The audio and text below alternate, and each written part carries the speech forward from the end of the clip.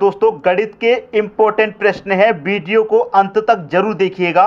बिना time waste किए start करते हैं। पहला प्रश्न है आपका, निम्नलिखित प्रश्नों में से प्रश्न चिन्ह के स्थान पर क्या होगा। यहां पर देखिए आपको क्वेश्चन दिया गया है, पूछ रहा है प्रश्न चिन्ह के स्थान पर। प्रश्न चिन्ह का मतलब है यहां पर कौन सी संख्या आएगी वो पूछ रहा है, और प्रश्न चिन्ह का क्या दे रखा है, स्क्वायर दे रखा है क्वेश्चन में। अब देखिए यहां पर क्या है, रूट में दे रखा है 256 गुने 49।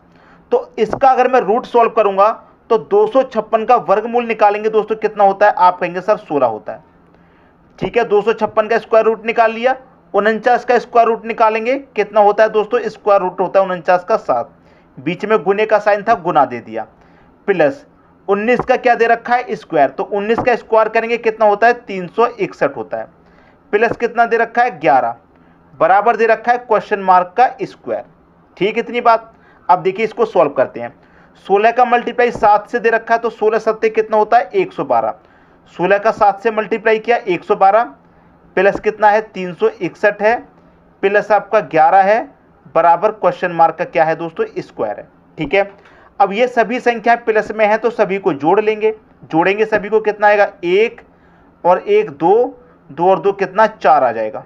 ठीक है, अब फिर जोड़ेंगे, 1 और 6 कितना, 7, 7 और 1 कितना, 8 आ जाएगा।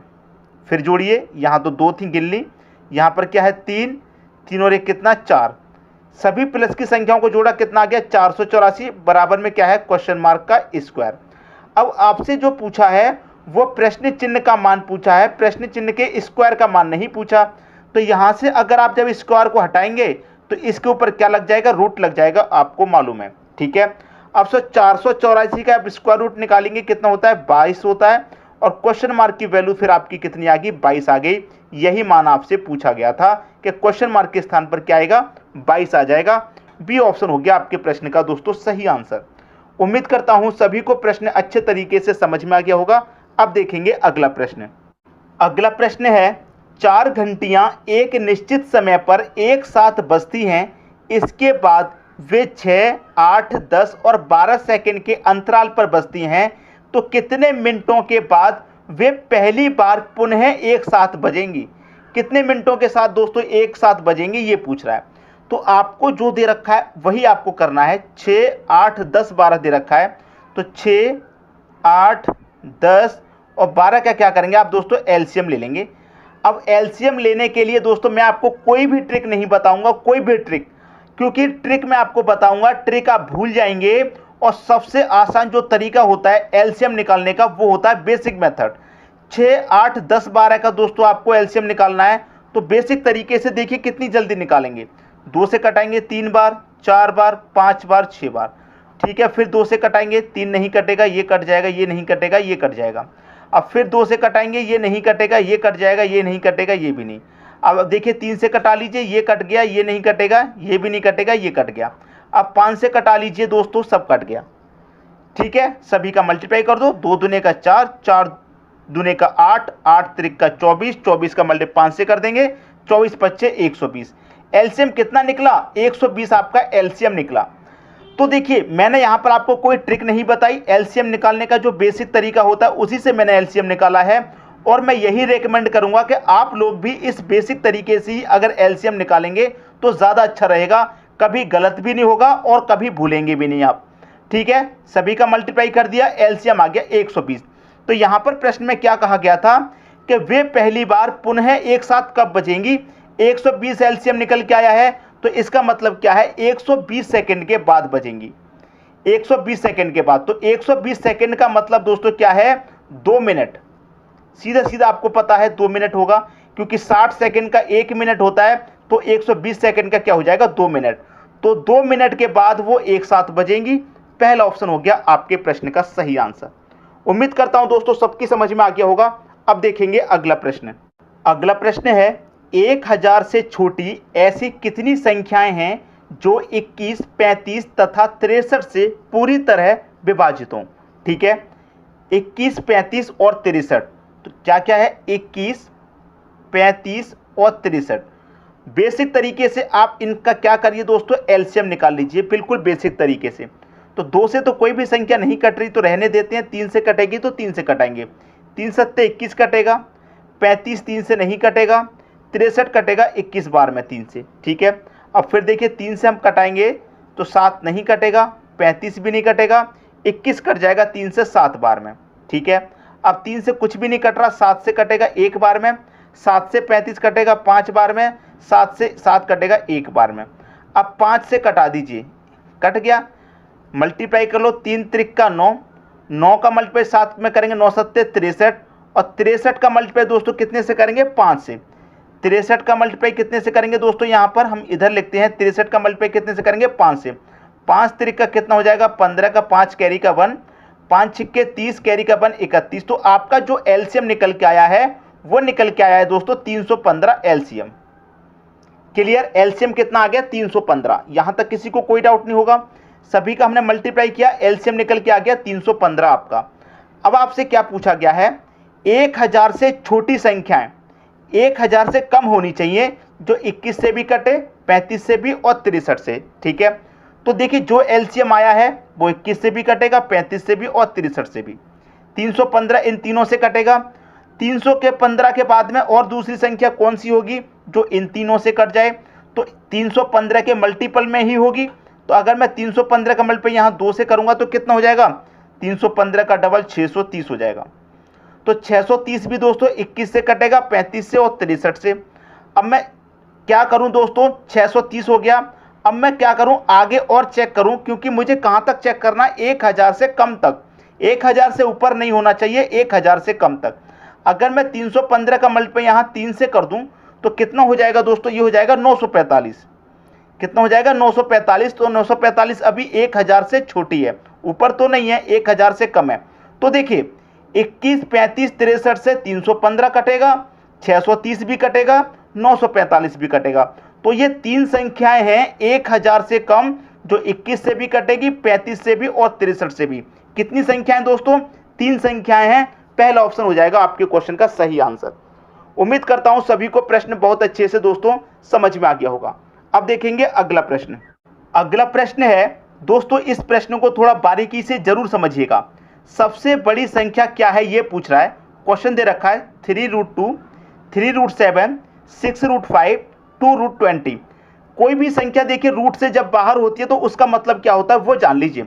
ये 3 आपका रूट से बाहर है, अगर मैं इस 3 को रूट के अंदर भेजूंगा तो ये 1 है, यहाँ पर अंदर जाके 2 हो जाता है। 3 मल्टीप्लाई 3 मल्टीप्लाई 2, इस तरीके से 1 है ये बाहर, अंदर जाएगा रूट के तो 2 बार बन जाएगा। उसी तरीके से दोस्तों ये हो जाएगा, कितना है बाहर 3 है, अंदर भेजूंगा रूट के तो ये 2 बार हो जाएगा, 3 गुणे 3 गुणे 7, ये वाला 7। ये 6 है रूट के बाहर, जब मैं इसे रूट के अंदर भेजूंगा तो ये भी डबल हो जाएगा, 6 गुणे 6 गुणे 5। रूट के बाहर क्या है दोस्तों 2 है, जब मैं इसे रूट के अंदर भेजूंगा तो ये भी 2 हो जाएगा, 2 गुणे 2 गुणे 20। ये बात याद रखिएगा, रूट के अंदर कोई भी संख्या इतनी है तो वो रूट के बाहर आके इतनी हो जाती है। ठीक है, कोई भी संख्या रूट के बाहर है, अगर आप उसे रूट के अंदर भेजेंगे तो रूट के अंदर जाके वो डबल हो जाएगी। इतनी बात समझ में आई। अब मैं यहां से क्या करूंगा, 3 देखिए बाहर दे रखा है, तो 3 3 2 में 3 आपका कॉमन है, 3 बाहर आ जाएगा। यहाँ पर 3 आप कहेंगे सर बाहर आ गया, अंदर क्या बचा, √2 बचा। यहाँ से भी 3 बाहर आ जाएगा, अंदर क्या बचा, √7। यहाँ से 6 कॉमन बाहर आ जाएगा, अंदर क्या बचा, √5। यहाँ से 2 बाहर आ जाएगा, अंदर क्या बचा, 20। सिंपल हो गया दोस्तों प्रश्न। अब इसी को क्या करना है, आपको सॉल्व करना है। तो रूट को रूट के अंदर अगर भेजना है और बाहर निकालना है, ये तो समझ में आ गया। अब क्या करना है, बड़ी संख्या छोटी संख्या पता करनी है। तो जब मैंने इसको रूट के अंदर भेजा तो ये कितना हो गया, इतना हो गया। इसको सॉल्व कर लीजिए। 3 त्रिक 9, 9 दूने का कितना हो गया 18। तो इसका मान दोस्तों कितना आ गया, इसका मान आ रहा है 18 आपका। ठीक है, इसको सॉल्व करेंगे। 3 त्रिक 9, 9 सत्ते 63। तो इस दूसरे का मान कितना आ रहा है, 63 आ रहा है। 6 छिंग 36, 36 का मल्टीप्लाई 5 से करेंगे 180 हो जाएगा। इसका कितना आ रहा है मान, 180। इसको कर लीजिए, 2 दूने का 4, 4 का 20 से करेंगे 80। अब देखिए सभी के मान हमने निकाल लिए। आपसे पूछा था बड़ी संख्या क्या है, तो देखिए यहाँ पर सबसे बड़ा आपको कौन दिखाई दे रहा है, आपको सबसे बड़ा 180 दिखाई दे रहा है। 180 6√5 से निकल के आया है, तो ये क्या होगी दोस्तों आपकी बड़ी संख्या, 6√5। 6√5 दे रखा सी ऑप्शन में, ये आपके प्रश्न का सही आंसर आ गया। अगर इसमें छोटी संख्या पूछ लेता तो देखिए सबसे छोटा कौन है, 18 है। 3√2 से निकल के आया है, तो ये आपकी छोटी संख्या हो गई।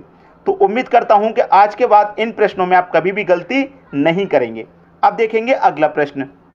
अगला प्रश्न है, तीन संख्याएं 3, 4, 5 के अनुपात में हैं और उनका एलसीएम 2400 है, उनका एचसीएफ क्या होगा।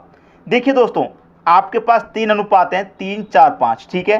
क्या क्या है दोस्तों आपके पास, 3 अनुपात 4 अनुपात 5 ये दे रखा है और इनका एलसीएम दे रखा है 2400। तो देखिए, जब आपके पास एलसीएम दिया जाए तो मैं क्या कहता हूं कि अनुपातों का भी एलसीएम ले लीजिए, ठीक है। तो एलसीएम दोस्तों आपके पास कितना है, 2400 है। एलसीएम दे रखा है, तो जब आप अनुपातों का एलसीएम लेंगे तो कितना आएगा, 3, 4, 5 का एलसीएम लेंगे, कितना आएगा। जो बेसिक तरीका है आप उससे ले सकते हैं, ठीक है। जो मैं आपको बता रहा हूं बेसिक तरीके से आप एलसीएम निकालिए। 2 से कटाएंगे 3 नहीं कटेगा, 2 बार में कटेगा 5 नहीं कटेगा। फिर 2 से कटाएंगे 3 नहीं कटेगा, ये कट जाएगा, ये नहीं कटेगा। अब 3 से कटाइए, ये कट गया, ये भी गया, 5 बचा। अब 5 से कटाइए, ये भी कट गया, ठीक है। एलसीएम कितना आया, 2 दूने का 4, 4 त्रिका 12, 12 25 60, ठीक है। तो दोस्तों अनुपातों का एलसीएम कितना आ गया, आपका 60 आ गया। यहां पर एलसीएम कितना है, 2400, यहां पर अनुपातों का एलसीएम कितना हो गया, 60 हो गया। तो इस एलसीएम में इस एलसीएम से डिवाइड दे देंगे, 0 से 0 कटेगा, 6 चौक के 24 और 1 ही 0, कितनी बार में कट गया, 40 बार में कट गया। आपसे पूछा गया है कि उनका एचसीएफ क्या होगा, तो ये जो 40 निकल के आया है यही आपके प्रश्न का सही आंसर है, डी ऑप्शन। आगे बात समझ में। तो ऐसा प्रश्न पूछा जाए तो कहीं पर भी मत खोजिए, कहीं पर भी कंफ्यूज मत होइए, सीधा जो तरीका हम अभी तक बताते हुए आए हैं उसी से सॉल्व कीजिए। समझ में आ गया प्रश्न। अब देखेंगे दोस्तों अगला प्रश्न। अगला प्रश्न है, यदि एक आयत की लंबाई 16 सही 2/3% बढ़ाई जाती है तो क्षेत्रफल को स्थिर बनाए रखने के लिए चौड़ाई में कितने प्रतिशत की कमी आवश्यक है। देखिए, यहाँ पर जो आपके पास फ्रैक्शन वैल्यू है, सबसे पहले तो इसको सॉल्व करना आपको आना चाहिए, ठीक है। फ्रैक्शन वैल्यू कितनी है, 16 सही 2/3%। इसको सॉल्व करेंगे, 3 का मल्टीप्लाई 16 में 48, 48 में 2 जोड़ेंगे 50 बट्टे कितना 3। अब प्रतिशत का मतलब होता है बटे में 100, तो यहाँ पर 100 आएगा, 100 का मल्टीप्लाई 3 से करूंगा 300 ही हो जाएगा। क्लियर। अब इसे कटाइए, 50 एकम 50, 50 से कट जाएगा 300 6 बार में, तो 1/6 इनकी फ्रैक्शन वैल्यू आ गई।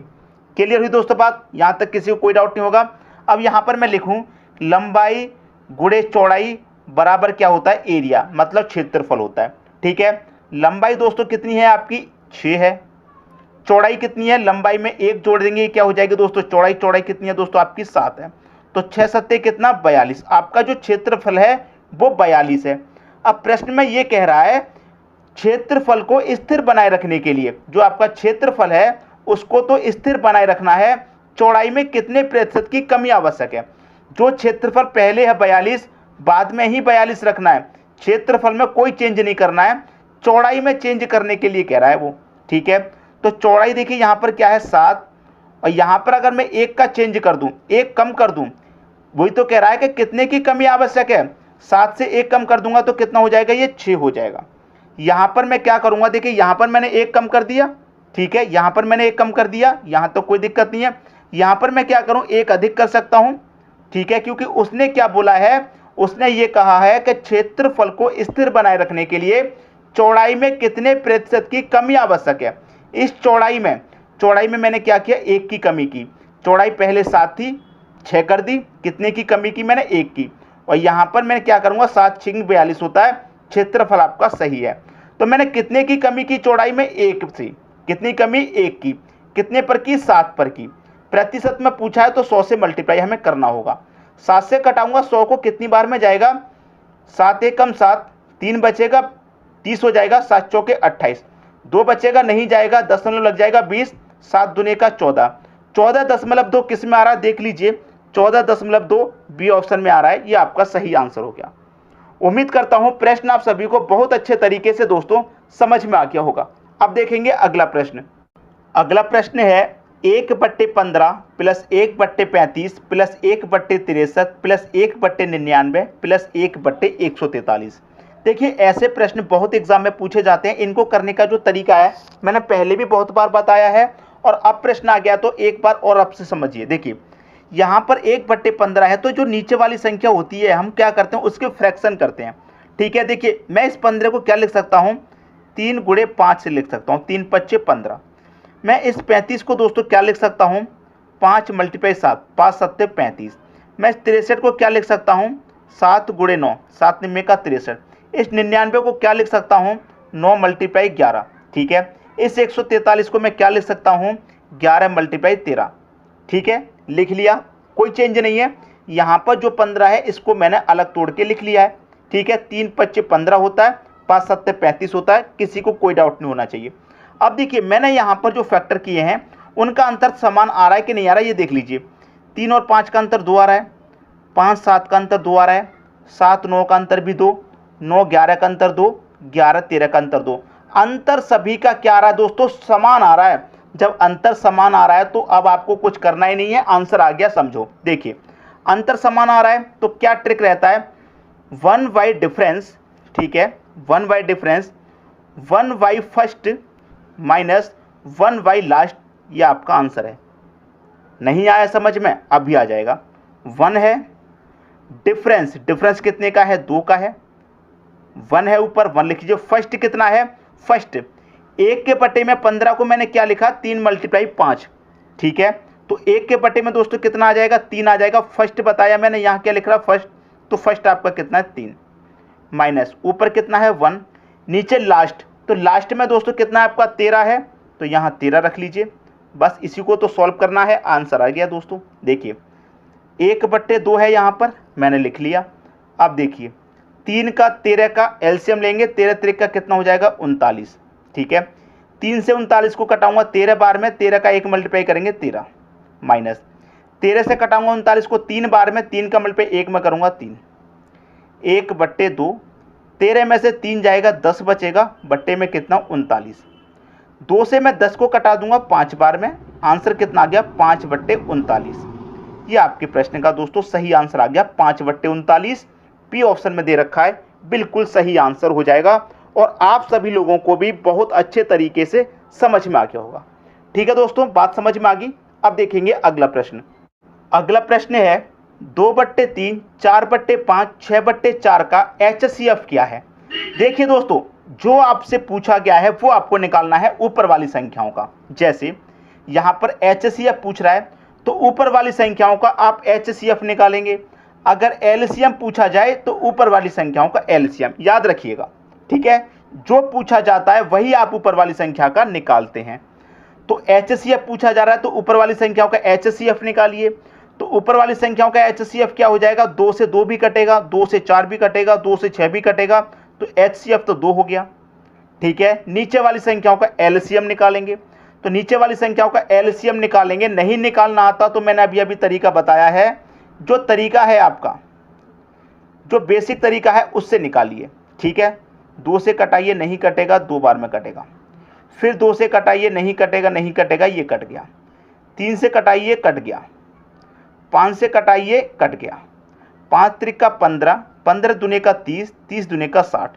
एलसीएम कितना आ गया 60। जो पूछा गया था वो हमने ऊपर वाली संख्या का निकालना है। HCF पूछा था, ऊपर वाली संख्याओं का हमने HCF निकाल लिया, नीचे वाली का निकालेंगे LCM। तो 3 5 4 का LCM कितना आ गया 60। 2 1 कम 2 कटेगा, 2 से 60 कटेगा 30 बार में, तो 1/30 आपके प्रश्न का सही आंसर हो गया। 1/30 बी ऑप्शन हो गया सही आंसर। उम्मीद करता हूं सभी को प्रश्न बहुत अच्छे से दोस्तों समझ में आ गया होगा। दोस्तों अगर वीडियो पसंद आया तो लाइक करें, दोस्तों में शेयर करें, चैनल को सब्सक्राइब करें और कमेंट बॉक्स में बताइए वीडियो आपको कैसा लगा। ठीक है दोस्तों, वीडियो देखने के लिए आपका बहुत बहुत धन्यवाद।